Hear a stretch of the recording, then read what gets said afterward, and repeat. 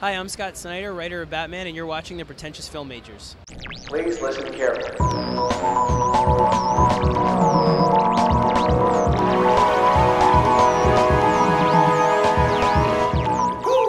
Hey, I'm Ben Silverio from ScienceFiction.com and the Pretentious Film Majors, here with Scott Snyder, writer of Batman. So, Mr. Snyder, how are you liking New York Comic Con so far? I'm loving it. It looks great, man. It's my hometown, so I love coming here. I get to sleep in my high school room, which is totally humbling. So you come here and I sign books and I'm like, oh, I write Batman. This is awesome. And then I go home and it's like the banners from my high school years and I feel totally insecure. So it's like a very interesting schizophrenic experience. So, when you first signed on to do Batman, you were basically given free reign because of the New 52. How did that feel when that was handed over to you? Scary. It was very scary. I mean, Batman is my favorite character. He's always been my favorite character, since I was a little kid.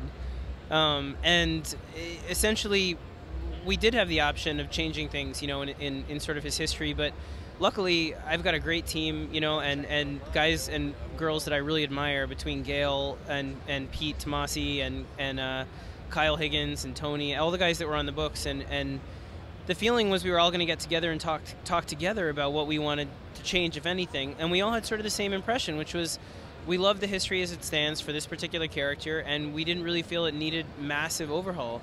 So, it was nice to have a group of people that are genuinely friendly with you, that you like working with, to make that decision communally. So, and that's the way we do everything over there in the Bat world. Like with Joker and with Night of the Owls, there's no sort of top-down stuff. I mean, I know I was like the head Batman writer because I'm writing Batman, and most of the books take their lead from Batman if they're talking about Bruce. If they're using Bruce is what I meant.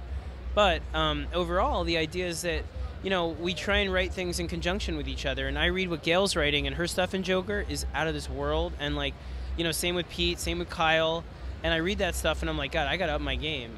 So it's really, really fun working with these guys and girls. And I don't know, it's a blast. So we make all those kinds of big decisions about Bruce and about the entire mythology together.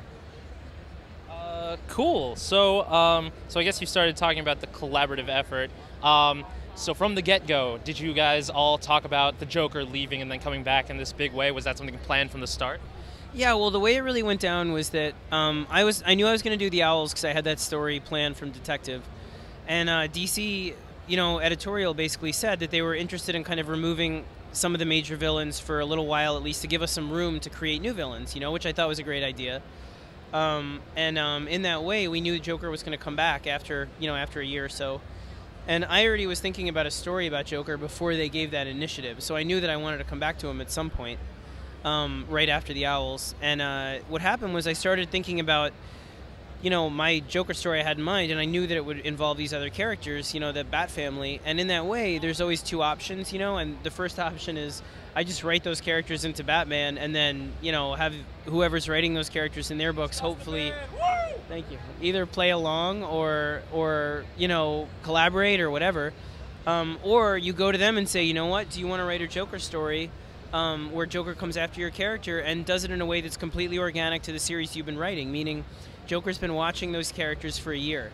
So he knows everything that's happened in those series. So if you become friends with someone, he might kill them. You know what I mean? To get at you. If you've gotten a new job, he might destroy your office. Like anything that happened in your book, he can come after you. And in that way, I always opt for the second, because I love seeing what Pete comes up with, what Gail comes up with, what Kyle comes up with, what Scott Lobdell comes up with, all of those people. And so that's really how it becomes a collaborative effort, is we inspire each other on these books. As corny as it sounds, I know that people can become jaded about the idea of working together, as a team, and that I'm just saying this for PR, but I'm not. I genuinely am not. Like on My Kids, I love seeing what these guys come up with because they're writers that I admire, and it's a fun thing to do. I feel like the luckiest guy in comics to get to work with them. Cool. So in addition to working with all these awesome writers, you have a great artist on Batman, Greg Capullo. There is some sick stuff in issue 13. How is the relationship with Greg and coming up with all this really graphic, awesome stuff? Greg is one of my best friends. Like, not in comics, he's one of my best friends. Like, I consider him a mentor and a big brother in life. Like, and when we first met, we didn't really get along. Like, we were both very different personalities, but when we started talking story, we really clicked.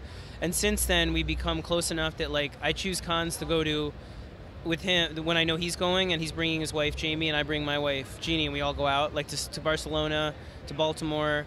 And so he is one of my close friends in the world, and I really feel grateful and honored to work with him on this book, because the amount that guy contributes, idea-wise, story-wise, not just in the art, like just to the story itself. I mean, he's a monster, and there's not enough good things you could say about Greg Capullo. I mean, and I mean that from the bottom of my heart to Greg. Like, thank you for working on this book with me. He's amazing. Cool. So, in going into the book itself, this is one of the first times that we see Harley Quinn not really 100% behind the Joker. Are we going to see more of that estranged relationship as the book goes on? Or might you get in trouble for revealing any of this? But. Well, no. I mean, there's a really good Suicide Squad tie-in that Adam is doing, and that book really sort of really explores the relationship between them right now. I just read it actually, and it's totally twisted. So twisted. So I'm very excited for you guys to see it, you know. And so that's going to be in there, but in the backups of Batman all throughout the Joker storyline, you're going to see the other rogues and other villains interact with the Joker in the backups, co-written by James Tynan, who's writing the Talon series wonderfully. So you're going to see a lot of your favorite rogues appear there, but Harley's story will play out in Suicide Squad.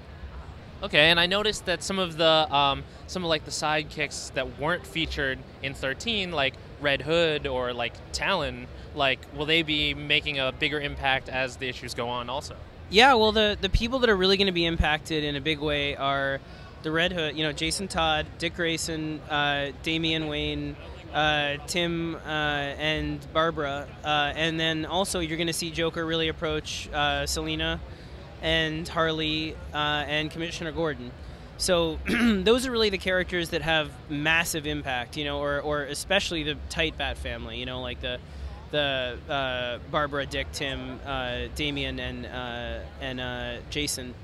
So all of them are going to appear in a big way in Batman, but their full stories are really going to happen independently in their books. But just to be like 100% clear, you do not have to read those books to understand what's happening in Batman at all. And you do not have to read Batman to know what's happening in those books at all. Maybe towards the end we'll have a moment of crossover, but other than that, you can read them independently if you want, and the stories should be organic to the series themselves. Because what we're trying to do with Joker is that Joker is a character who looks at you and says, I know what your worst nightmare is about yourself. He looks at you and says, I know who you are, and what you fear is true about yourself, and I'm going to prove to you that it is, and that you're a bad person, like me, and we're going to celebrate that together. And in that way, he's coming after these heroes like he's never come after them before. He's going to show Barbara why she's weak, and Bruce why he's weak, and Dick why he's weak, and all of them. And he's going to say, just embrace it, you know, in the most twisted, horrifying ways possible. So we're really excited about it. Like one of the big things that I was excited about when I was reading the book was when we had that little moment of throwback with the Joker. I know this is kind of getting spoilery. I hope you read the book. If you haven't read it, read it. We get a little throwback moment with the Joker. Will we be getting more of those throwback instances, like paying homage to the history before it? All the time. You're going to get huge... you're actually going to have flashbacks to early Joker stuff with Batman. You're going to see Joker Fish. You're going to see Five-Way Revenge. You're going to see every good Joker story that I could possibly cram in there. I'm sure I've missed many, but like as many as I could cram in, I would, because Joker is saying to Batman, look at all the good times we had together, man. You love me, I love you. I'm here knocking at your window saying come out and play. You know what I mean? Like, let's do it again. So in that way, there are a lot of homages to Joker stuff in the past. Oh, that's great. Well, Scott, thanks a lot for taking some time out. It's a pleasure, man. Cool. Thanks for having me Thank on. you.